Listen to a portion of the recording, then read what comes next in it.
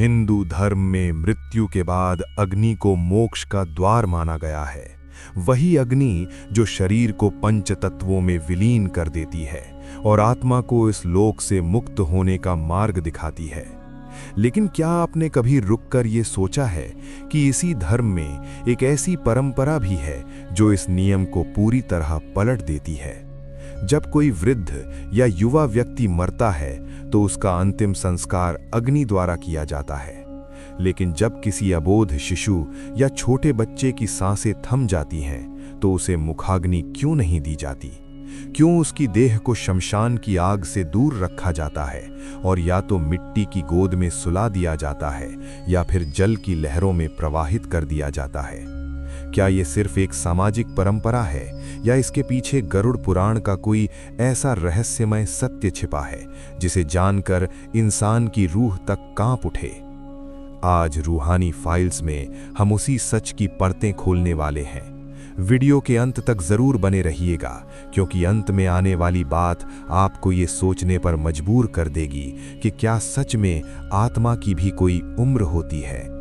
हिंदू धर्म में सामान्य रूप से मृत शरीर को जलाना अनिवार्य माना गया है, लेकिन गरुड़ पुराण के प्रेत कल्प में भगवान विष्णु पक्षीराज गरुड़ को कुछ ऐसा बताते हैं जो आम सोच से बिल्कुल अलग है।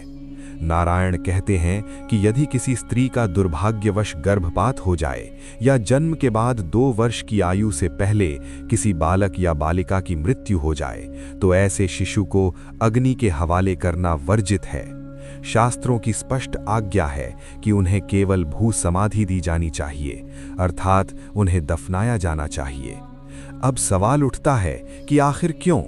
क्या अग्नि उन मासूम आत्माओं को स्वीकार नहीं करती या फिर इसके पीछे कोई और गहरा आध्यात्मिक कारण है? गरुड़ पुराण के अनुसार 2 वर्ष की उम्र केवल एक संख्या नहीं है, बल्कि ये वो सीमा है जहां तक बच्चा मनुष्य से अधिक ईश्वर के समीप माना जाता है। 2 वर्ष के बाद ही मनुष्य के भीतर अहंकार, मोह और मैं की भावना जन्म लेने लगती है। उससे पहले वो न पाप जानता है न पुण्य, वो केवल एक शुद्ध ऊर्जा होता है। बड़ों के शरीर को जलाना एक तरह से मजबूरी है, क्योंकि हमारी आत्मा अपने शरीर, अपने रिश्तों और अपनी पहचान से फेविकोल की तरह चिपकी होती है। मृत्यु के बाद भी वो आत्मा उस निर्जीव देह को छोड़ना नहीं चाहती। अग्नि उस शरीर को नष्ट करती है ताकि आत्मा को एक झटका लगे और वो आगे की यात्रा शुरू करे। लेकिन एक शिशु के साथ ऐसा नहीं होता। गरुड़ पुराण कहता है कि 2 साल से कम उम्र के बच्चे का अपने शरीर से कोई मोह नहीं होता। उसे ये भी ज्ञान नहीं होता कि वो सुंदर है या कुरूप, अमीर है या गरीब। उसकी आत्मा उस शरीर में केवल एक मुसाफिर की तरह होती है। जैसे ही उसकी सांसें रुकती हैं, वो आत्मा बिना किसी पछतावे के, बिना पीछे मुड़कर देखे अपनी स्वाभाविक दिशा में चली जाती है। यहीं से ये विषय और भी भयावह हो जाता है। तंत्र शास्त्रों के अनुसार यदि उस कोमल और शुद्ध सूक्ष्म शरीर को अग्नि की प्रचंड ज्वालाओं में झोंक दिया जाए तो वो आत्मा जलती नहीं है, बल्कि भ्रमित हो जाती है। वो ऊर्जा एक गहरे शौक में चली जाती है और उसकी स्वाभाविक मुक्ति का चक्र अचानक टूट जाता है। ऐसी आत्माएं न पूरी तरह मुक्त हो पाती हैं और न ही इस लोक में टिक पाती हैं। इसी कारण कहा जाता है कि कुछ आत्माएं वर्षों तक बिना शांति, बिना दिशा और बिना सहारे के भटकती रहती हैं। अब आपके मन में एक सवाल जरूर उठ रहा होगा कि क्या इन मासूम आत्माओं को भी यमराज के कोड़ों का सामना करना पड़ता है? क्या उन्हें भी वैतरणी नदी के उन खौफनाक दृश्यों से होकर गुजरना पड़ता है जिनका वर्णन हम ग्रंथों में पढ़ते आए हैं? गरुड़ पुराण में श्री नारायण स्वयं इसका उत्तर देते हैं। वे कहते हैं कि जो आत्मा अपने पिछले जन्मों के पापों का फल भोगने के लिए केवल कुछ महीनों या कुछ वर्षों का छोटा सा जीवन चुनती है, वो मृत्यु के बाद सीधे उच्च लोकों की ओर जाती है। ऐसे शिशुओं के लिए नरक के द्वार बंद रहते हैं। उन्हें उनके कर्मों से नहीं, बल्कि उनकी पवित्रता और अल्प आयु के आधार पर स्थान मिलता है। सोचिए, जो रूह सीधे ईश्वर की गोद में बैठने जा रही है, उसे शमशान की राख में क्यों मिलाया जाए? यही कारण है कि हिंदू धर्म उन्हें अग्नि संस्कार से मुक्त रखता है। प्राचीन ऋषियों ने इसके पीछे एक बहुत ही गहरा और प्रतीकात्मक वैज्ञानिक तर्क भी दिया था। उन्होंने मनुष्य को एक वृक्ष के समान माना। एक वयस्क व्यक्ति उस सूखे हुए वृक्ष की तरह है जो अपना फल दे चुका है। जब वृक्ष सूख जाता है तो उसे काटकर जला दिया जाता है ताकि उसकी बची खुची ऊर्जा समाप्त हो जाए। लेकिन एक बच्चा, वो एक बीज की तरह होता है। बीज के भीतर भविष्य के हजारों वृक्षों की संभावना छिपी होती है। बीज को कभी जलाया नहीं जाता, क्योंकि अगर बीज जल गया तो सृष्टि रुक जाएगी। बीज को हमेशा मिट्टी में बोया जाता है। ठीक वैसे ही जब हम किसी बच्चे को दफनाते हैं तो असल में हम उसे मिट्टी में बो रहे होते हैं, ताकि वो नई ऊर्जा और नए शरीर के साथ दोबारा इस धरती पर लौट सके। मिट्टी उसे वो शांति और नमी देती है जो अग्नि कभी नहीं दे सकती। गरुड़ पुराण में मृत शिशु की आत्मा की शांति के लिए कुछ विशेष नियम भी बताए गए हैं। नारायण कहते हैं कि शिशु जितने महीने का हो उतने ही बच्चों को दूध पिलाना चाहिए। दूध को ममता, जीवन और करुणा का प्रतीक माना गया है। इसके साथ ही अंतिम संस्कार के बाद उस स्थान को गोबर से लेपकर वहां तुलसी का पौधा लगाना अनिवार्य बताया गया है। इसके पीछे एक गहरा रहस्य छिपा है।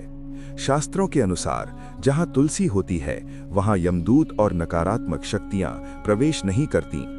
चूंकि बच्चों की कब्र कच्ची होती है, इसलिए बुरी शक्तियां और पिशाच उस मासूम ऊर्जा की ओर आकर्षित हो सकते हैं। तुलसी का पौधा वहां एक सुरक्षा कवच की तरह कार्य करता है, जो उस आत्मा को सुरक्षित रूप से नारायण के धाम तक पहुंचा देता है।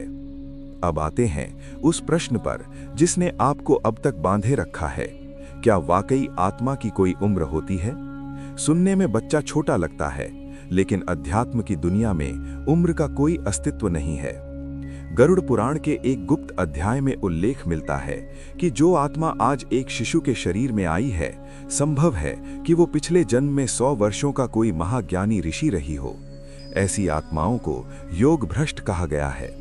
ये वे आत्माएं होती हैं जो मोक्ष के बहुत करीब थीं, लेकिन उनकी कोई एक छोटी सी सांसारिक इच्छा अधूरी रह गई थी। उसी इच्छा को पूरा करने के लिए वे केवल कुछ महीनों के लिए इस धरती पर आती हैं। इसका अर्थ ये है कि जिसे आप मिट्टी में सुला रहे हैं, वो कोई साधारण अबोध बालक नहीं, बल्कि एक पुरातन और अनुभवी ऊर्जा हो सकती है। उसे अग्नि की नहीं, केवल एक शांत विदाई की आवश्यकता होती है।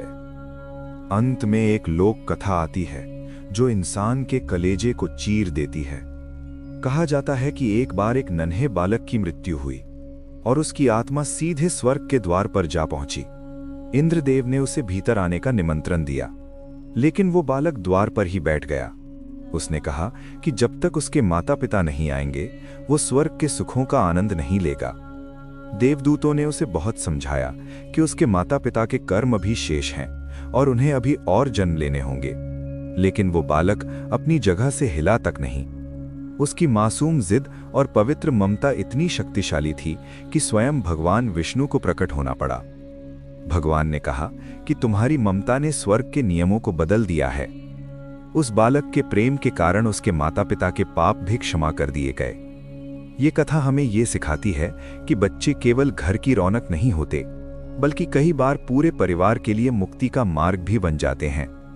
तो दोस्तों, आज रूहानी फाइल्स की इस पड़ताल से ये साफ है कि बच्चों को न जलाना केवल एक अंधविश्वास नहीं, बल्कि आत्मा की गरिमा का सम्मान है। उन्हें जलाया नहीं जाता क्योंकि वे स्वयं अग्नि के समान शुद्ध हैं। उन्हें दफनाया जाता है क्योंकि वे भविष्य के बीज हैं। लेकिन चलते चलते एक आखिरी सवाल, क्या आपने कभी किसी बच्चे की आंखों में वो गहराई देखी है जो आपको लगता है कि इस दुनिया की नहीं है? क्या आपने कभी महसूस किया है कि आपका खोया हुआ कोई अपना किसी बच्चे की मुस्कान बनकर आपके पास वापस लौट आया है? अपनी राय और अपनी सच्ची कहानियां कमेंट्स में जरूर साझा करें। अगर ये जानकारी आपकी रूह तक पहुंची हो तो इसे शेयर करना ना भूलें। जय श्री नारायण लिखना मत भूलिएगा, क्योंकि उनकी शरण में ही हर रहस्य का अंत है। जागते रहिए, क्योंकि सच हमेशा आपकी कल्पना से कहीं अधिक गहरा होता है। मिलते हैं अगली रूहानी फाइल में।